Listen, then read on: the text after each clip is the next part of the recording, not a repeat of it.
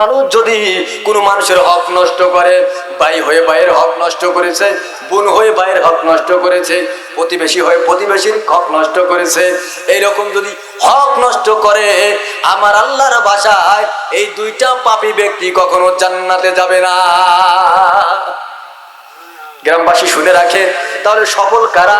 আল্লাহ বলেন নিশ্চয়ই সফল তারা, পবিত্র অবলম্বন করবে যারা। এই দেহের পবিত্র আছে, মনের পবিত্র আছে। এই দেহের পবিত্র আগে করতে হবে। দেহের পবিত্র করে যত সেজদা দিবেন আল্লাহর দরবারে কবুল হবে।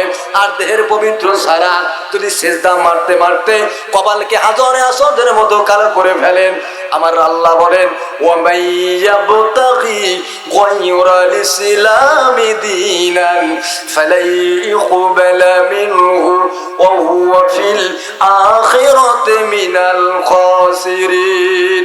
একটু জোরে বলা যাবে না আল্লাহু আকবার? আল্লাহ তাআলা বলেন ওমাইয়াবতাগি, যারা তালাশ করবে বিগায়রিল ইসলামি দীনান, ইসলামী দিন বাদ দিয়ে, ইসলামী নীতি বাদ দিয়ে, ইসলামী নিয়ম বাদ দিয়ে অন্য নিয়মের দিকে যারা দৌড় মারবে, অন্য আইনের দিকে যারা দৌড় মারবে, অন্য নীতি যারা গ্রহণ করবে, কোরআনের নীতি বাদ দিয়ে, ইসলামের নীতি বাদ দিয়ে, আমার আল্লাহ তাআলা বলেন ফালাই ইকবালা মিনহু, আর কোনো ইবাদত আর কোনো আমল আমি আল্লাহর দরবারে কবুল হবে না। ফালাই ইকবালা মিনহু, ওর হজ কবুল হবে না, ওর নামাজ কবুল হবে না, ওর যাকাত কবুল হবে না, ওর তাবলীগগিরি, ওর হুজুরগিরি, ওর বক্তাগিরি, ওর যত ইবাদত আছে আল্লাহ বলে কবুল হবে না, কারণ ইসলামের বাইরে চলে গেছে। আর যখন কবুল হবে না তাহলে কি হবে? ওয়া হুয়া ফিল আখিরাতি মিনাল খাসিরিন, আখিরাতের ময়দানে সে ক্ষতিগ্রস্ত হবে। আখিরাত কোনটা? মরার পরে। মরলেন আখিরাত শুরু হয়ে গেল। তাহলে আখিরাতের ময়দানে যদি ক্ষতিগ্রস্ত হয় লাগে, তাহলে জীবন কি জন্য? এই জীবন দিয়ে কি করবো যদি মরার পরে আমার জাহান্নামে যাওয়া লাগে? ঠিক না? রাসূল বলেন কোন মানুষ যখন মারা যায়, কোন কাফের ব্যক্তি যখন মারা যায়, তার কবরে 70 থেকে 99টা সাপ প্রেরণ করা হয়। আল্লাহর নবী বলেন, বিশ্ব নবী বলেন, এই একটা সাপ যদি দুনিয়াতে প্রেরণ করা হতো, রাসূল বলেন ওই সাপের নিঃশ্বাসে লতা পাতা জমিনে হতো না। তার চিন্তা করেন সাপটা কেমন, ওর নিঃশ্বাসে যদি লতা পাতা না হয়, কামড় দিলে কি হবে? একান্ত বন্ধুরা আমার, তার সফল কারা? ওই ব্যক্তিরা সফল যারা পবিত্র অবলম্বন করে, দেহকে পবিত্র রাখে, অবৈধ জিনিস দেহে ভরবে না, অবৈধ জিনিস খাবে না, তারপরে প্রতিপালকের নাম স্মরণ করে, আল্লাহ তাআলার নাম স্মরণ করে। আল্লাহ তাআলা বলেন ফাযকুরুনি আযকুরুকুম ওয়াশকুরুলি ওয়ালা তাগফুরুন। আল্লাহ তাআলা বলেন ফাযকুরুনি, বান্দা আমাকে স্মরণ করো, আমার জিকির করো। কোথায় কোথায় স্মরণ করব? প্রত্যেকটা জীবনে, পারিবারিক জীবনে, সামাজিক জীবনে, রাজনৈতিক জীবনে, অর্থনৈতিক জীবনে আল্লাহকে স্মরণ করবে যারা, আল্লাহ বলেন বান্দা আমিও তোমাকে স্মরণ করব। তাহলে আল্লাহ বলেন ফাযকুরুনি, বান্দা আমার জিকির করো, আমার স্মরণ করো, আযকুরুকুম, আমি আল্লাহ তোমার স্মরণ করব, তোমার জিকির করব, ওয়াশকুরুলি, তোমরা আমার শুকরিয়া আদায় করো, আর আমি আল্লাহ তোমাদের ওয়ালা তাগফুরুন, আমার কুফরি করো না। তাহলে আল্লাহ শর্ত দিচ্ছে কয়েকটা। 1 নাম্বার শর্ত আমাকে স্মরণ করো, 2 নাম্বার শর্ত আমার সাথে কুফরি করো না, আর যদি আমার নিয়ামতকে কুফরি করো আমি নিয়ামত ছিনিয়ে নেব এবং কঠিন শাস্তি গ্রেফতার করব। দেখছে, নিয়ামত তো ছিনিয়ে নিবেই, আবার শাস্তিও আছে ফ্রি। আর নিয়ামত ছিনিয়ে নিল নিক, সমস্যা নাই, শাস্তি না দিক, ঠিক না? একান্ত বন্ধুদের আমার, তাই প্রথম নাম্বার প্রকৃত সফল কারা? সফলের 1 নাম্বার মাধ্যম হলো আত্মশুদ্ধি লাভ করবে যারা, আত্মশুদ্ধি লাভ করবে যারা, আল্লাহ বলেন সফল হলো তারা। 2 নাম্বার মাধ্যম হলো আল্লাহকে ভয় করা, আল্লাহকে ভয় করবে যারা, সফল হবে তারা। দুনিয়াতেও সফল, আখিরাতেও সফল, আল্লাহকে ভয় করতে হবে। আমার আল্লাহ তাআলা বলেন ইয়া আইয়ুহাল্লাযীনা আমানু সুবিরু ওয়াসাবিরু ওয়ারাবিতু ওয়াত্তাকুল্লাহা লাআল্লাকুম তুফলিহুন। আল্লাহ তাআলা বলেন আল্লাহকে ভয় করা, ইয়া আইয়ুহাল্লাযিনা আমানুসবির, হে ঈমানদাররা তোমরা ধৈর্য ধারণ করো। আর শুধু ধৈর্য ধারণ করলে হবে না, অসবিরু ওয়ারাবিতু, তোমরা ধৈর্য ধারণ করার প্রতিযোগিতা করো। আল্লাহ বলেন বান্দা তোমরা দুনিয়াতে বিপদ আসবে, মুসিবত আসবে, শুধু তোমাদের মুসিবত আসে নাই, নবীদেরকেও বিপদ এসেছে, আসে নাই?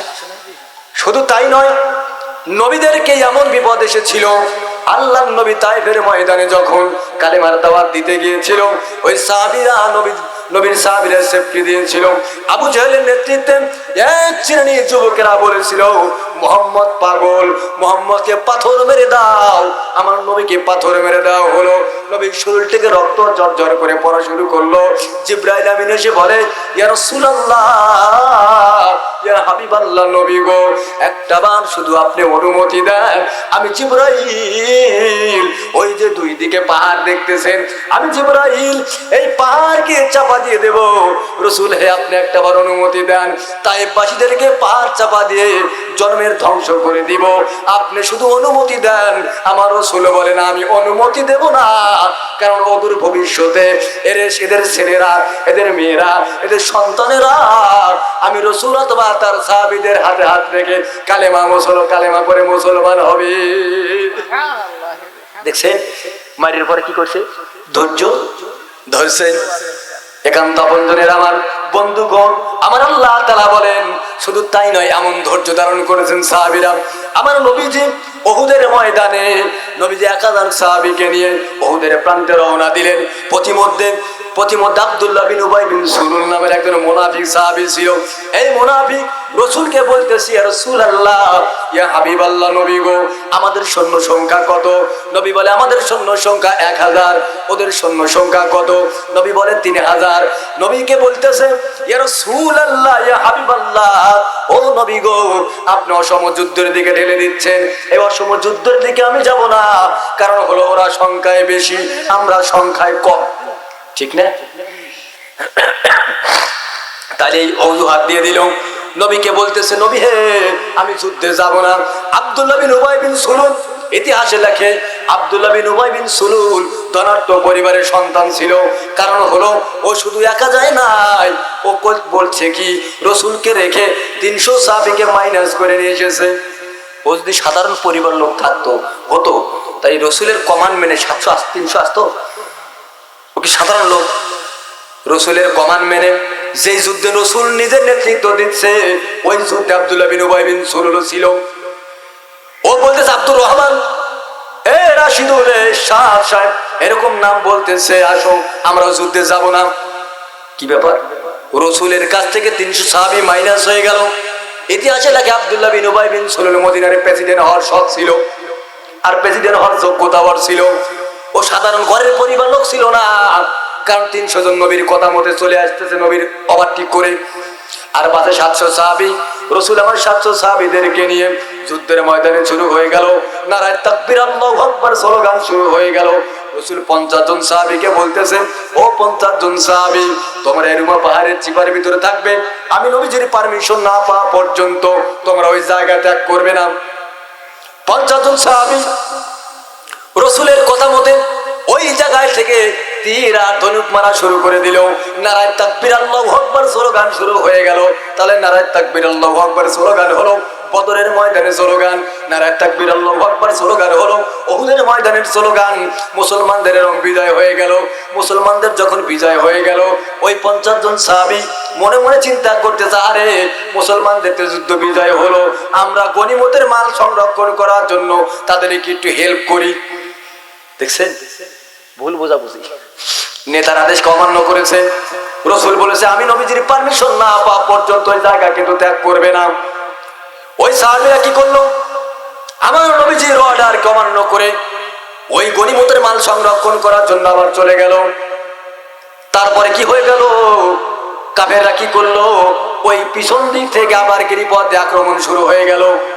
মুসলমানরা ছত্রভঙ্গ হয়ে গেল। আমার নবীজিকে টার্গেট করে তারা মেরে ফেলবে। 10 জন সাহাবী রাসূলকে ঘেরাও করে ফেলল, ইয়া রাসূলুল্লাহ আপনি একটু নড়বেন না, আমাদের জীবনে আমাদের শরীরে এক ফোঁটা রক্তবিন্দু থাকতে আপনি রসুলের শরীর থেকে একটা ফোঁটা রক্ত জমিনে পড়বে না। ভালোবাসা কারে কয় দেখছে একান্ত আপনজনের আমার। তাহলে রসুলকে এইভাবে একটা একটা করে সাহাবীদেরকে তিনি মারে। সাহাবীরা কি হয়ে যায়, একটা একটা তীর মারার পরে সাহাবীরা কি হয়ে গেল, এইভাবে ধরাশয় হয়ে পড়ে যায়। একটা তীর ধনুক মারে সাহাবী মাটিতে লুটে পড়ে। এইভাবে 9 জন সাহাবী দুনিয়াতে বিদায় হয়ে গেল।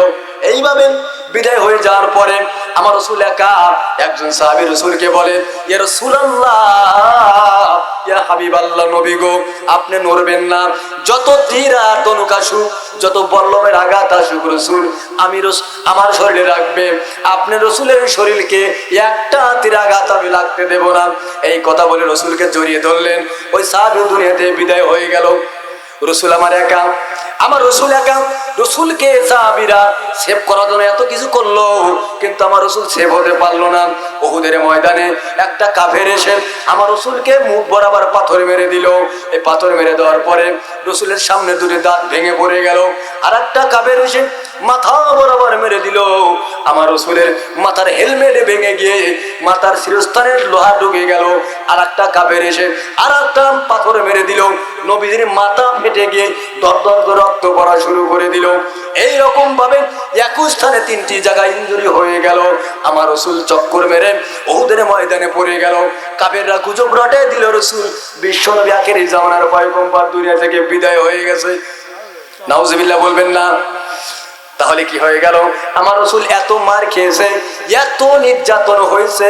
হযরত আলী রাসূলকে বলে, ইয়া রাসূলুল্লাহ, ইয়া হাবিবাল্লাহ, নবী গো, কাফেররা আপনাকে মেরে কি করেছে রাসূল? এত কষ্ট দিল দ্বীনের জন্য, কোরআনের জন্য। আমার রাসূলের কোনো দোষ ছিল? রাসূল ইসলাম প্রচারের জন্য, দ্বীনের জন্য, ইসলামের জন্য, কোরআনের জন্য আমার রাসূল এত ত্যাগ স্বীকার করলো।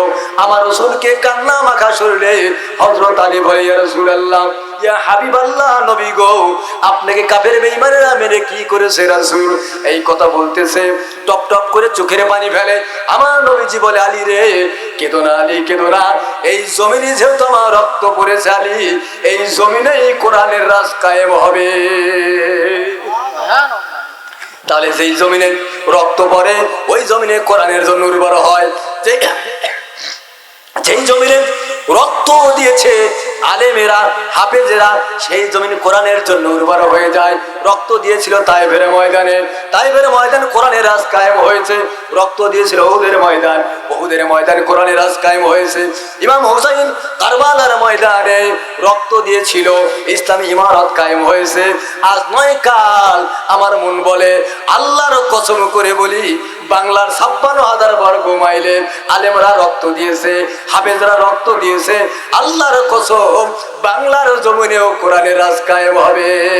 লা ইলাহা ইল্লাল্লাহ, লা ইলাহা ইল্লাল্লাহ। জোর হয় না, লা ইলাহা ইল্লাল্লাহ, লা ইলাহা ইল্লাল্লাহ। আসমান সাজাইছো তুমি তারকা দিয়া, জমিন সাজাইছো তুমি মানুষ দিয়া। আমরা নবীজির গুনাহগার উম্মত, আমরা নবীজির গুনাহগার উম্মত, আমাদের সাজাইবেন কি দিয়া? লা ইলাহা ইল্লাল্লাহ, লা ইলাহা ইল্লাল্লাহ, লা ইলাহা ইল্লাল্লাহ। বন্ধুগণ আমার, ভাইরা আমার, একান্ত আপনজনেরা, ভালো করে কান দিয়ে শুনেন। কোরআন এবং হাদিস থেকে কিছু কথা বলার জন্য চেষ্টা করেছি। একান্ত আপনজনেরা আমার, তারপরের মাধ্যম হলো আল্লাহর জিকির করা। আল্লাহর জিকির করবে যারা, সফল হবে তারা। আল্লাহর জিকির কি? লা ইলাহা ইল্লাল্লাহ, ইল্লাল্লাহ, ইল্লাল্লাহ। এটা যদি জিকির হতো তাহলে সবসময় এটা করা লাগতো। না না না, আল্লাহর জিকির কোরআন আর হাদিস থেকে দলিল দেব, একটু কি শুনবেন? শুনবেন? এখানে আপনজনেরা আমার, আল্লাহ তাআলা সূরা জুমার ভিতরে, কোরআনুল কারীমের ভিতরে 10 নম্বর আয়াতে আল্লাহ তাআলা বলেন, ফাইদা কুদিয়াতিস সালাতু ফান্তাশিরু ফিল আরদ ওয়াবতাগু মিন ফাদলিল্লাহি ওয়াযকুরুল্লাহা কাসীরান লাআল্লাকুম তুফলিহুন।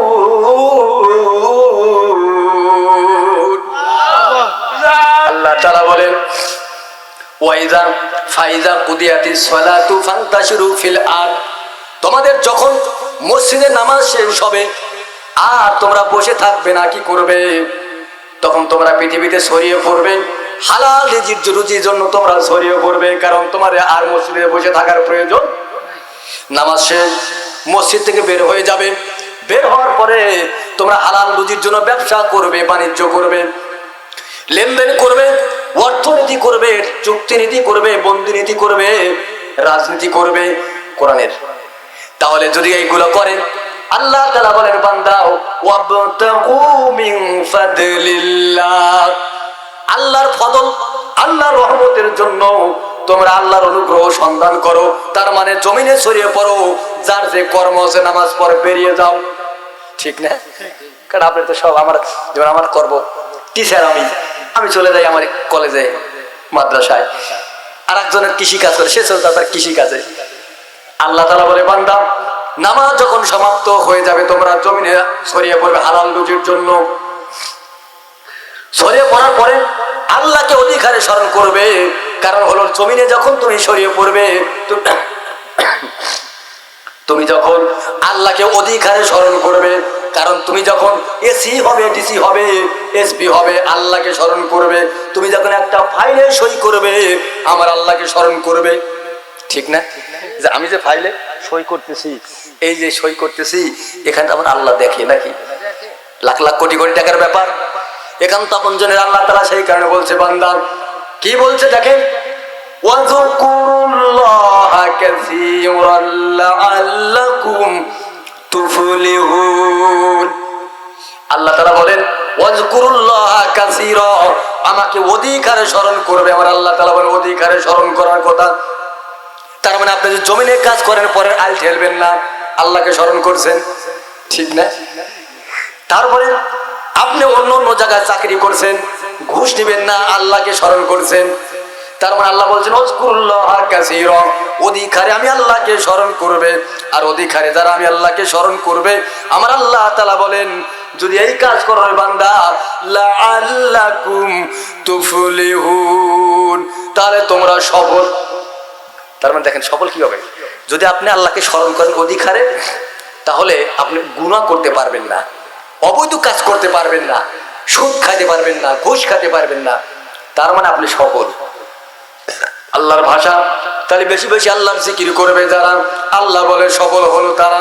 বেশি বেশি আল্লাহর জিকির করবে যারা, আর দুনিয়া আখিরাতে সফল হবে তারা। তাহলে জিকিরের মাধ্যম হলো, জিকির মানে কি বুঝতে পারলেন? জিকির মানে হলো আল্লাহর জমিনে নামাজ পড়ার পরে আল্লাহর হালাল রিজিক সন্ধানে ছড়িয়ে পড়া। আর হালাল রিজিক যখন ছড়িয়ে পড়ার জন্য তুমি কাজকর্ম করবে, তখন আমার আল্লাহকে স্মরণ করবে, ব্যবসা করবে, বাণিজ্য করবে, লেনদেন করবে, আমার আল্লাহকে স্মরণ করবে। আর আমার আল্লাহকে যখন স্মরণ করবে, আমার আল্লাহ বলেন ওটাই হলো জিকির। তাহলে প্রত্যেকটা কাজ আমরা আল্লাহকে স্মরণ করব। তারপরে মাধ্যম হলো তওবা করা। আল্লাহর দরবারে তওবা করবে যারা, আল্লাহ বলেন সফল হলো তারা। তওবা কি? তওবা হলো আমরা একটা অপরাধ করে ফেলেছি, ওই অপরাধের পরে আর জীবনে অপরাধ করব না, এটা হলো তওবা, একবারে ফিরে এসেছি, ঠিক না? তাহলে তওবা করবে যারা, আল্লাহ বলেন সফল হবে তারা। তারপরের মাধ্যম হলো সৎকর্ম করা। সৎকর্ম করবে যারা, সৎকর্ম করবে যারা, আমার আল্লাহ তাআলা বলেন সফল তারা। আমার আল্লাহ তাআলা কোরআনুল কারীমের ভিতরে বলেন ইয়া আইয়ুহাল্লাযীনা আমানুরকাউ ওয়াসজুদু ওয়া'বুদু রাব্বাকুম ওয়াফআলুল খায়রা লাআল্লাকুম তুফলিহুন। আল্লাহ তাআলা বলেন বান্দা ইয়া আইয়ুহাল্লাযীনা আমানু, হে ঈমানদার, ঈমানদার কারা? তিনটে গুণ যার ভিতরে থাকবে সে হলো ঈমানদার। এক নাম্বার গুণ হলো মুখে বলবে আল্লাহকে বিশ্বাস করি। দুই নাম্বার গুণ হলো অন্তরে বিশ্বাস করি। তিন নাম্বার গুণ হলো আল্লাহ বলেন কাজে কর্মে পরিণত করা। আল্লাহ বলে তিনটা গুণ যার ভিতরে থাকবে আমার আল্লাহ তাআলার ভাষায় সে হলো ঈমানদার। সে কি? একান্ত আপনজনের আমার আল্লাহ তাআলা বলে ইয়া আইয়ুহাল্লাযিনা আমানু, ঈমানদাররা রুকাউ, তোমরা রুকু করো। তারপরে আল্লাহ বলেন ওয়াসজুদু, তোমরা সিজদা করো। আল্লাহ বলেন বান্দারে তোমরা রুকু করবে, তোমরা সিজদা করবে। তারপরে আল্লাহ বলেন ওয়াবুদু রাব্বাকুম, তোমার রবের ইবাদত করো। ওয়াবুদু, ইবাদত করো। আল্লাহ তাআলা বলেন বান্দা, প্রত্যেক মানুষকে আল্লাহ তাআলা বলেন ইবাদত করবে যারা, তাকওয়াবান হবে তারা। আমার আল্লাহ তাআলা কোরআনুল কারীমের ভিতরে বলে বান্দা আমি মানুষকে এই জন্য সৃষ্টি করেছি শুধুমাত্র একমাত্র আমার ইবাদত করার জন্য। তাহলে আল্লাহর ভাষা ইবাদতের জন্য সৃষ্টি করেছে। আমার আল্লাহ এখানে বলল ওয়াবুদু, তোমরা আমার ইবাদত করো। ইবাদতের ব্যাখ্যা তো আগে দিয়েছি। একান্ত আপনজনের আমার তাহলে ইবাদত আল্লাহ তাআলা দেখেন কি ভাষায় প্রয়োগ করে আল্লাহ তাআলা বলেন ইয়া আইয়ুহান নাসু উবুদু রাব্বাকুমুল্লাযী খালাকাকুম ওয়াল্লাযীনা মিন ক্বাবলিকুম লাআল্লাকুম তাত্তাকুন। আল্লাহ তাআলা বলেন ইয়া আইয়ুহান নাস, হে পৃথিবীর মানুষ। আল্লাহ কিন্তু মুসলমানদেরকে খালি বলে নাই, না শব্দ প্রয়োগ করেছেন। আল্লাহ হিন্দুদেরকেও বলেছেন, খ্রিস্টানদেরকেও বলেছে, মহিলাদেরকেও বলেছে, পুরুষদেরকে বলেছে। আল্লাহ বলে হে পৃথিবীর মানুষ ও বুধু তোমরা ইবাদত করো রব্বাকুমুল্লাযী, তোমার রবের। একটু জবান খুলে বলেন আমার রবকে, জোরে বলেন আমার রবকে। তাহলে আল্লাহ বলেন হে বান্দা তোমার রবের ইবাদত করো।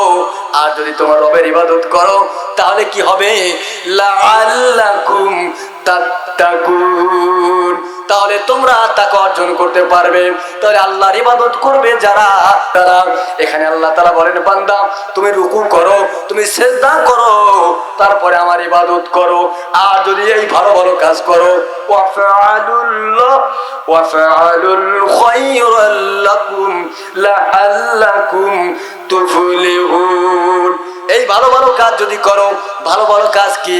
এক নাম্বার কাজ হলো রুকু করা, দুই নাম্বার ভালো কাজ হলো সিজদা করা, তিন নাম্বার ভালো কাজ হলো আল্লাহর ইবাদত করা। ঠিক না? এই ভালো ভালো কাজই তো এগুলা, সর্বোচ্চ কাজ এগুলা।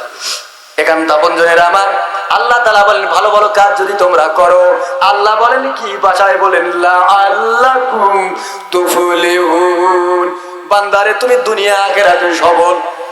একান্ত আপনজনের আমার তাহলে সৎকর্ম করবে যারা, আল্লাহ তাআলার ভাষায় সফল তারা। সৎকর্ম কি? অসৎকর্ম বাদ দিয়ে যা আছে সব সৎকর্ম। আর সৎকর্ম করবে যারা আল্লাহর জান্নাত পাবে তারা। আমার আল্লাহ তাআলা বলেন ইয়া আইয়ুহাল্লাযীনা আমানু তাকুল্লাহা ওয়াকুলু কওলান সাদীদা। আল্লাহ তাআলা বলেন বান্দা হে ঈমানদাররা তোমরা আমি আল্লাহকে ভয় করো। আর ভয় যদি আমি আল্লাহকে করো ওয়াকুলু কওলান সাদীদা, সদা সর্বদা তোমরা সমাজে রাষ্ট্রে সত্য কথা বলবে। একান্ত আপনজনের আমার বন্ধুগণ তারপরের মাধ্যম হলো আল্লাহর পথে সংগ্রাম করা, আল্লাহ এবং রাসূলের অনুগত করা। আল্লাহ রাসূলের অনুগত করবে যারা সফল হবে তারা। আমার আল্লাহ তাআলা বলেন ওয়া মাইয়ুতি ইল্লাহা ওয়া রাসূলাহু ফাকাদ ফাযা ফাওজান আযীমা। আল্লাহ তাআলা বলেন ওয়া মাইয়ুতিল্লাহ ওয়া রাসূল, আল্লাহ এবং রাসূলের অনুগত করবে যারা, আল্লাহ তাআলা বলেন তারা দুনিয়া আখিরাতে মহা সাফল্য লাভ করবে। তাহলে আল্লাহর অনুগত করবে যারা, রাসূলের অনুগত করবে যারা, আল্লাহ বলেন দুনিয়া আখিরাতে সফল তারা। ঠিক না? কোরআনুল কারীমের ভিতরে আমার আল্লাহ তাআলা বলেন আল্লাহর অনুগত করবে যারা। কুল ইন কুনতুম তুহিব্বুনাল্লাহ ফাত্তাবিউনি ইউহিব্বুকুমুল্লাহ ওয়া ইয়াগফির লাকুম যুনুবাকুম ওয়াল্লাহু গফুরুর রহিম। আমার আল্লাহ তাআলা বলেন কুল, হে রাসূল আপনি বলে দিন ইন কুনতুম তুহিব্বুনাল্লাহ, যদি তোমরা আমি আল্লাহর ভালোবাসা পেতে চাও, ফাত্তাবিউনি, আমি রাসূলের ইত্তেবা করো, আমি রাসূলের অনুসরণ করো। আল্লাহ বলেন হে রাসূল আপনার উম্মতদেরকে আপনি বলে দিন যদি তোমরা আল্লাহর ভালোবাসা পেতে চাও আমি রাসূলকে ভালোবাসতে হবে।